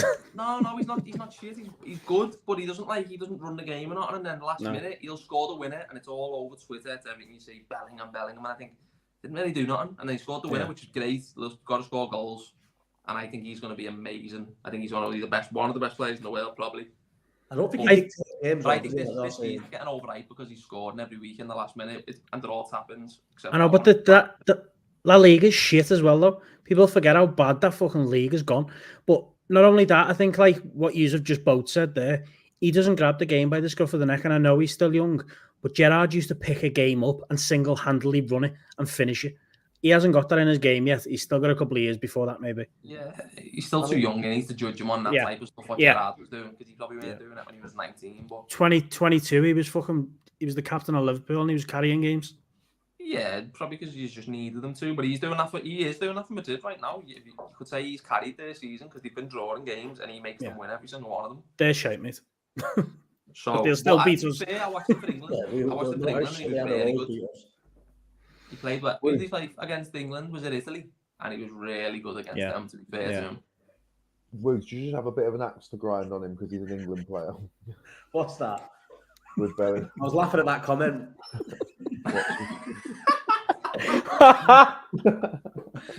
Take it off. What? No, don't. Ain't that kind of podcast. I just need that to stay short at the top. It looks like an owl. All right, mate. It's fucking traditional. Borderline racist to slate this top. Oh, let's not get into that. Right, go on. What was the question you asked me? Am I Yeah, biased do against you Bellingham? have a because bit of he's an axe to grind with Bellingham because he's an England player? Oh yeah, 100%. No, because Liverpool never done. That's not. I didn't want him. Go and read my. You knew You Liverpool didn't would never want get him. him because of what you like. Liverpool You had went, him. "Oh, I'll go the other No, way." you're talking nonsense, John. Liverpool had him. He wanted to come to Liverpool, and Liverpool wanted him. It was the exact same, mate. We flirted with him all again. Same with the Werner thing. We flirted with him all year. He flirted with us all year. He went And out you with knew you Trent wouldn't get him. and Henderson. He was coming. It was agreed, mate. He was coming to Liverpool. Everything was Where agreed. is he? And then Madrid got in his dad's ear saying how much we'll pay him, and his dad started playing silly bollocks, and we said we ain't paying it, and we fucked him off. He was done coming to Liverpool, and I was unhappy about it. So that's nonsense. You were unhappy about it. I didn't want him to come to Liverpool. I knew, right? For all you need to be in a Liverpool system midfield is legs. We don't need Bellingham for 100 million. We needed minimum four midfielders coming in this summer. And if we'd have signed Bellingham, we'd have signed probably one more. Wouldn't have let Henderson go. Probably wouldn't have let Fabinho go, and would have made do what we had. And then it wasn't enough. It would have been Bellingham probably scoring the odd goal, looking dead good, but us being fourth all season. We needed a full midfield revamp, and signing Bellingham for the money that they were talking about was not what we needed. And so no, I didn't want him at all. Don't think he's unbelievable, and his knee's going to blow up. I'm with you on the midfield. Like if anyone ask anyone now, regardless of Bellingham's form, would you take Bellingham over the midfield we've got now? My answer is no. But did I expect Liverpool to go out and buy four top, not maybe 3+1 top midfielders? Did I fuck? So we can turn around now and say it was a good decision. Nice. Yep. Moving things on. We had a bit of chat on the group. What? Is there a comment? These comments. This is well better with comments, by the way. I made up. This is live now every week. I push for it to be live as well, by the way, guys. I want the fucking credit for this. Fuck off. Moving things on. We had a bit of a chat on the group chat this week. Question coming on the YouTube. It was saying, can you think of a player with a brain which a casual player might otherwise ignore, but only sort of get credit post-retirement, or people just think they're shit anyway? Was this, just to stop you a sec, was this in the comments on YouTube? Yeah. Comments on right, YouTube, yeah. So just to make sure everyone knows, if you want to, every week we're going to do a fan question. If anyone wants to be the fan question, put it on the comments on YouTube, because we need people to engage with the podcast. So what was the question again? Well, Dom, throw it back to Dom, but I just wanted to throw in that and say, everyone fucking put a comment in the question what you want us to talk about next week. So, question for you, Dom. Player with a brain which a casual fan might otherwise ignore. I fucking forgot who mine was. Who did I say it was, John? I'm putting it on you now. we used Muzzy so as an example, didn't we? Yeah, I'll let you come over him. But mine was Busquets. Now that's so obvious. It's such an obvious thing to say, and it's such an obvious thing to do. My case has smashed it there with Guti for Real Madrid, or Guti, whatever you want to call him. Guti. He was one of the what a heavy player he was, but no one expected, no one really talked about him because of everyone he had around him. I'm not going to say Busquets because he's been probably one of the best midfielders ever, so I can't really go with that. I'm going to take Mike's on board, and I'm going to go with Guti. What a heavy midfielder! What was so underrated in such a massive time at Real Madrid. What a great shout, that, isn't it? No, it is, but where's that come from? On the first video, episode 1, it's in one of the comments from, who was it? Your cousin, John? Alden. Yeah. Almost so heavy. It was a crap question by him, so let's move on with Guti as the answer, and let's just go on to something else. Are we not all doing one each? I haven't got one. Because everyone knows these players, they're all boss. Yeah. Yeah, it was you got someone? Not really. Exactly, because they're all just good, aren't they? I don't really know who I'd go with. I do appreciate that. So my thing would more be when I was thinking of this, I wasn't thinking of players who everyone Just got one. I was thinking more along the lines of like technically gifted players who sort of like get an hard time being lazy, but are really good. That's what more I was thinking of. Yeah. Who? Like I don't know, loads of players like a Berbatov, that Ruiz guy who played for fucking Brian Fulham. Ruiz guy who played for Fulham. I like all these players, all these little slugs who are just sick on the ball. Hammers. I think Michael Carrick might fall Rodriguez. into it a little bit. Oh, they're one of the most overrated footballers of all time. No, seriously. Is he not? Is he not? What? Did he not have an entire career off being marketable and having a good World Cup? Ben Arthur, what a fucking shout that is. Ben Arthur's a good shout. He couldn't even stand out for Madrid or Bayern Munich. If you can't stand out for Bayern Munich in a fucking one team league, then you're bad. Rodriguez is not a good footballer. Are we getting back into overrated? Sorry. Potentially. That's another player. Ben Arthur's a good shout. Michael Carrick. Do you know another one? What was he called for Newcastle? Kabai. Yeah. He sort of went under the radar, but he was a good player. Then he got a PSG move, I guess. So yeah, he was a good player. David Villa doesn't ever get spoken about. How good a number? I know I'm going off. I'm sat like veering off the topic. I'm not talking about. Everyone rates David Villa, but no one sort of rates David Villa as being like literally one of the best. He was, mate. One of the best centre forwards you'll ever see. Ali Wilborn, mate. He is cult of Everton. We should have got him on instead of John. Got quite a left field one. Oh shit. Got quite a left field one. Jorginho. Ronaldinho. No, don't start him with that one. Fucking hell. What do you think about Jorginho at Chelsea? Obviously came third in that Ballon d'Or year. When he won the Champions, how the fuck did he pull Champions League? Ballon d'Or's a shite. And won the Euros. And I mean, I think Ballon d'Or. I think for what he does at his peak in terms of like controlling the game with possession, so like, and he still sometimes does it for Arsenal now, except when he gets getting tackled in the North London derby. Rob's not having the shout. Rob's not having it at all. But one to throw in there. I mean, it's not my favourite topic, to be honest. Mine's an ex-gunner. Mine's Emmanuel Petit. Don't think people realised how good Petit was. Before my time, I think. Just because of Vieira and everyone else that was working around him, Petit was fucking heavy. I liked a lot of that. Carrick and Jorginho both shite. They are. Anyway, what's next? Yeah, go on. We need please, anyone who's asking questions, ask a better question than that. Fucking them Smiths, mate. Nice. John, you're not getting any roasties when you go to his, mate. Alex. You're an idiot, mate. Come on, Max. This is killing me, Max. Sorry, I'm laughing too. Move on, mate, because he's talking about Ashton and Ashton. It's our non-footy topic now. And it was the big fight of the weekend, the big exhibition bout between Tyson Fury and Francis Ngannou. Obviously, very controversial in Saudi Arabia. It was a good showing from Ngannou. Firstly, has he embarrassed boxing? Yes. I'd say Tyson Fury has before we move on. I'll let you finish that, but Tyson Fury's embarrassed boxing more than Ngannou. Yeah, and I'll go straight. I was Ngannou embarrassed boxing. No, I mean the whole not embarrassed anything. Well, I mean the whole showing. I mean, has he embarrassed boxing by beating Tyson? Oh yeah, sorry, he has embarrassed boxing. Yeah, sorry if I upset the apple cart. No, he has, yeah. And now there's talks of Usyk Fury being put off now until 2024. Frank Warren. Well, that's definitely been put off. There's no way you can expect him to be back in camp now. So, Woods, I'll go to you on that one. I'm sure you've got a bit to say. I said all along that even if he'd have sparked Ngannou in 3 rounds, he was never fighting on December 23rd. That date was literally just to wind Eddie Hearn up, because Eddie Hearn had Ben Eubank penciled in for December 23rd. It was never realistic. You think Fury's going to go in a massive fight out, earn all that money, and then turn around straight away and go into camp and fucking fight again? No chance. He's always going to have a crazy Christmas off and stuff. So that Riyadh season, or whatever it's called, ends in March. So this could in Africa. So this could rumble up, like roll on till March. They could get it on. It could be the closing event. Fury Usyk could be the closing weekend for Riyadh season, which would be the weekend after my birthday, so March 20 something.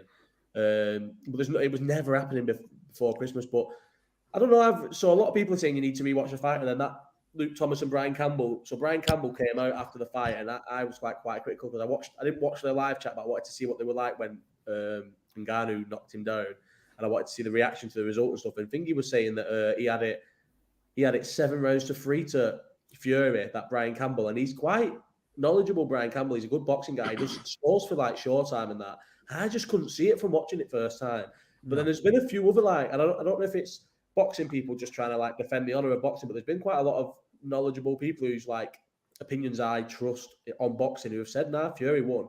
And I need to rewatch the fight because I feel like I'm not usually susceptible to being guilty of just, he did better than I thought, because I genuinely thought he was going to get terrorized for 3-4 rounds, get his head boxed off, gas, and then get stopped. And because he didn't do that, maybe I was also like caught up in the moment. But to me, I just thought Ngannou won the fight, and I need to watch it back because a lot of people saying what was it on? Was you watching the Frampton one? Yeah. I was watching. I thought Fury won. Did he get knocked down the third? Yeah. Third, yeah. I thought he just won the first 2. Third, he got knocked down. Couldn't remember. I remember thinking it's probably around even because of the knockdown here. And Frampton come on and went, it's 5-0 to Ngannou. And I was like, yeah, I thought that. He was so against Fury, when it was fucking mad. So in my head, but he wasn't as well before. I think being there as well, it must have been worse. Frampton was massively on Fury's side, and I think being there, he must have got caught up in it, Frampton. Because when Lennox Lewis came on and was like, yeah, Fury won, it was almost comical. It was almost like I was laughing at him and they were laughing at him. And then now I think now it's like the dust has settled and a lot of people pick Fury. People are saying if you actually watch it again, where you take the emotion out of it, Fury just picks him off from the outside, and he probably did. But then I remember thinking he's getting there, and then like 8 and 9 and stuff, he just looked like he fell apart again. Fury. Yeah, I thought he was finished. I thought he honestly lost just about. I think maybe a draw, maybe just about lost, or he just about won. I don't think it's a robbery though. No, I thought he was 2 or 3 down me personally. I thought Fury won the 9th and 10th though, which was like I'd go one either side. He won them. Ngannou wins anyway. It doesn't matter because it was contentious. So he can go and, like I said, he can go and do the rounds. He can go and do all the podcasts. Well, he's already done the podcast. He was on Ariel's show today saying that he won, saying that if he fights again, them 2 judges are not allowed to judge his fights. Like he's already doing all the rounds. I can't believe how good he was. Can't believe it. No. Well, he was. That's one thing I have said, and I know that from watching it first time around. He wasn't that good. He was good though. He wasn't that good. He's got lights out power. He's got where it definitely crosses over. A lot of MMA fighters like McGregor had power in MMA, but he didn't cross over with the big gloves. But Ngannou punches that hard that it does cross over. Yeah, but he never even looked. He never looked out of place. Even just looking at him, just stylistically. I know what you mean. Like where's like McGregor threw like weird punches. Like he didn't really know what he was like slapping punches with it. He did turn. He looked. But you've got one thing about that is, which like a lot of non-MMA fans don't know. This is when I was like arguing with people about saying he beat Joshua and stuff. A lot of non-MMA fans will just see him as the MMA heavyweight champion. But so whereas like a lot of MMA fighters, they'll train their striking with Muay Thai. Like Till was a Muay Thai fighter, so his striking was Muay Thai. Someone like Demetrius Andrade, his was kickboxing. His striking was from a kickboxing background. So Francis was boxing. Francis's striking that he trained he had a boxing coach in the gym. Dewey Cooper is his boxing coach in the gym. He trains boxing all year round, spars with boxers all year round. I'm not saying that's why he went toe-to-toe with Fury. He still should have lost to Fury, but I'm just saying like it's not the same as like McGregor, who was more of he was boxing young, but he was more of like a Muay Thai again, kickboxing sort of style. Where Frampton, Ngannou's MMA striking style is a boxing hybrid style. That's why I think he was a lot better. And I think these crossover fights translate a lot more at heavyweight. I think the MMA fight will have a lot better chance at heavyweight than like go and pick the best boxing 145er in MMA and put him against Terence Crawford. He's going to get smoked. And Tyson Fury is as good as Terence Crawford in terms of the gap between most heavyweights. But I think because he's just that big a lump, and the fact that he was that, like, every time they clinched, he literally manhandled Fury. The fact that Fury's never really been a puncher at heavyweight, and Ngannou's got a rock solid chin, is keen and can throw a punch. I think the gap lessens just by physicality, whereas at the lower weights, you don't get that. It's the first time I've ever seen Fury get, I wouldn't say bullied because he didn't get bullied, but I'd say it's the first time he's ever realised the weight coming on him, where he's usually the guy that imposes himself onto other people and he puts them on the back foot, and he's throwing his arms up, he's got his elbows in faces and that. Ngannou didn't allow that. Ngannou was too strong, too big, and don't get me wrong, I thought he'd be out there, but I also thought if it goes anywhere, it's going to go on points just for the money. I didn't think of it points for the performance. But for him to stand, and he dominated the middle of the ring quite a lot, Ngannou, to be fair to him. And I just thought for Fury, it didn't really help him going into an Usyk fight. Like, regardless of whether that happens in December or not, it didn't really help him. He might just come off that and think, you know what, I weren't even asked. I weren't really motivated. I know I'm fighting Usyk anyway. But at the same time, it hasn't really helped his credibility, has it? No. The muster for an Usyk fight's gone now, surely. Like, I love Usyk. I love Fury. I want to see him. An undisputed champion. But I just is the thing there now for that fight as much as it was? Like, I think it's more AJ now. Yeah, I feel like Fury looked that bad, and even though I still think he would probably beat Usyk, I think 90% of people think Usyk would just walk over him. That I don't think you'll get the same excitement for the fight. I'd rather just see celebrity fights now. I want Fury Joshua before it's too late and stuff like that. I do. I'd prefer to see that fight over any heavyweight fight at the moment. I think you need that. You need that battle of Britain. You need to finish either Joshua or you need to finish Fury off, because this talk will go on forever. And I'm sick to fucking death of Josh's best mate Eddie Hearn going on about let's make the fight happen. You're the reason why it's fucking not happening, Eddie. It's it. He is. I do like Eddie. Obviously, I don't like Eddie, but I do like the fact that straight away, within 2 hours of the event finishing, Eddie Hearn's got YouTube videos out, released. Anthony Joshua straight in the forefront. He would beat Fury. He would beat Ngannou. He would beat Wilder. That's why he's the best promoter in the game. Yeah, I like him. Most people are sat like, no, Wilder. Al Heyman didn't release anything on Wilder. Wilder didn't come out and say, I'll fight Ngannou until the next day. Eddie Hearn was ready, mate, from his own show in Mexico, ready with videos to come out to tell the world that Joshua would beat Fury. Unbelievable promoter, unbelievable on the mic, everything like that comes with it. I just get frustrated with the bollocks and the politics behind making these big fights, because Pacquiao and Mayweather happened too late. We can't afford to see that with Joshua and Fury. It can't go on any longer. It can't be any more than next year. Otherwise, it's not going to happen. It's as simple as that. Josh, have you checked Fury's box rec? I know it was a professional fight in the end. It had to be. It was public pressure on it. He ripped us on his own little video the day after, going, "Oh yeah, these have been saying this. You're wrong." It's all right. Listen, it was 3 days before. It still wasn't a professional fight, and then because of public pressure, they had to put it on as a professional fight because nobody was taking the event seriously. And it was a John's pressure. They weren't getting the traction. Yeah, this podcast, mate, had done so well. They weren't getting the traction that they thought it was going to get, and they made it a professional fight. I can't be blamed for the fact that no one had interest in an exhibition. It's not my fault. It already was when I told you it was, though. It fucking wasn't already. Just quickly. It didn't one box rec until Thursday evening when the British Border Control fully sanctioned it as a professional fight. So actually, John, you're wrong. No. Anyway, Rob, you're right. I agree. It's on both sides, but I'm just sick of them talking in the media and doing nothing about it and not making these fights happen. So Eddie Hearn's face just really bothers me. Anyway. He is right, though. Rob is right. Frank Warren is one of the biggest liars in boxing in all of our lives. Doesn't pay his fighters. And he was always caught. He just dissolves. If he has a bad day at the office, he just dissolves the country. The company and just fucking starts another one. He's had about 6 promotional outfits. Frank Warren Promotions, Frank Warren Boxing, Queensbury Promotions. He's had them all. He owes Ricky Burns about fucking 300 grand. He owes Tony Bellew about 250 grand. He owes everybody money. He doesn't give a fuck. But he is he honestly one of the biggest liars of all time. But because Eddie Hearn's such a big, we need Wolfpack Promotions. Did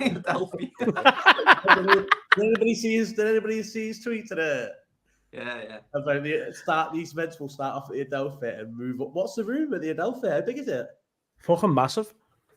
Well, no, but how many hundreds? Because he's saying start at the Adelphi and move up to the Olympia. Start at the Adelphi and move to the Olympia. Fucking hell. The Adelphi's big, lad, because I've been a few Christmas nights out there and there's fucking loads of workplaces in there. There's hundreds. He's nuts, him. But anyway, I come on this football and to avoid Hamlet conversations. Let's move on. Anyway, go on, Max. Yeah, I think we're rounding off there, aren't we, guys? Is that it? Yeah, that's the end. So, yeah, we're all good, aren't we? Let's sign it out, Max. Right, guys. Wait, is anyone got anything to plug? That's the one. Yeah, might This give a shout- podcast. Yeah, I might give a shout out to Boss Bagels on Derry Lane if you get the chance. If you're a Liverpool man. What Derry Lane is it? I thought it was the Derry pub. Oh, I don't know. I'm not a Liverpool man. Is it Derry Pub? I think it's outside the I have Derry no pub idea. every home game. Oh, I fucked it up. But yeah, shout out to Boss Bagels in Liverpool before match days. Like, if you want an East End bagel, get yourself down. They've got salt beef, cheese and chorizo, amongst other flavours. Is he paying you for Get this? yourself down there, huh? Is he paying you for this? I don't mind Boss Bagels, but is he paying you for this? He had He's got two raffles in his new Rolex venture or something. What the fuck is he paying? Why are we advertising? Where's our fucking cut of this? I want some money. Might get a couple of bagels out of it. Cockney supporting Cockney businesses. Now, 2 goal contributions at 6 aside tonight from him, so I said I would. All right. No, Well, all good. No, but What's my thank live you. chat? That's all I've got to plug. Anything from you, Dom? Got any? You got a new podcast, haven't you, coming out on the one of the Bill Shankly? Yeah, but everyone's quite young in this, so it's not going to be them. No, so this week I've got someone on called George Scott. He was one of Bill Shankly's first signings for Liverpool. He didn't go on to make an appearance. He was called the 12th best man in the world, the 12th best player in the world by Shankly, because the first 11 were the best players in the world. He was brilliant. It's just boss listening to stuff about Shankly and whether he's won it or not, because Klopp's your modern day one. I think it was brilliant to listen to. I could have sat there all day listening to him, to be honest with you. But my plug for this podcast in general is we've got our own channel now. It's not just on Woods, but we're going to be using this from the end of the year. But now is important to get people subscribing, get people liking the videos so that we can actually do something with this pod, because, you know, we've had an average of 30 odd, 40 odd viewers here tonight, and it's only going to get bigger. It's only going to get better. And with you fucking lunatics in the chat, stick around and make sure you're subscribing to the page as well. And like the video as well, because no one ever fucking likes it. You get so many people watching it and it ends up with like 5 or 6 likes, and it's actually fucking disrespectful to us all. Therefore. Exactly. Yes. Can't I plug nothing? No. Nothing. What have you got to plug, John? Nothing at all. Brampoint. Come and watch the Liverpool County Prem every Saturday. I'm gonna bring JJ and watch you on Saturday once. Yeah, come on Jericho. I'm going to watch Marine Saturday. Oh. Should we get Rob's offered to be on? Who's Newcastle playing this weekend? Arsenal. Oh, Rob, do you want to come on next week? Rob can come on next week for a little Rob 5-minute segment about the Arsenal Newcastle game. Fuck you, Mike. Mike. Right, guys. Great show, that rag off. I think we'll stick a pin in it for there. Thank you, everybody, for listening. As Josh said, like, subscribe, and hit that bell on both this page and on Josh's page and on the We're Off Topic podcast page. But that is us for now. Thank you very much, and we'll see you soon. Nice one, boys. Next week. Nice. Bye. In a bit.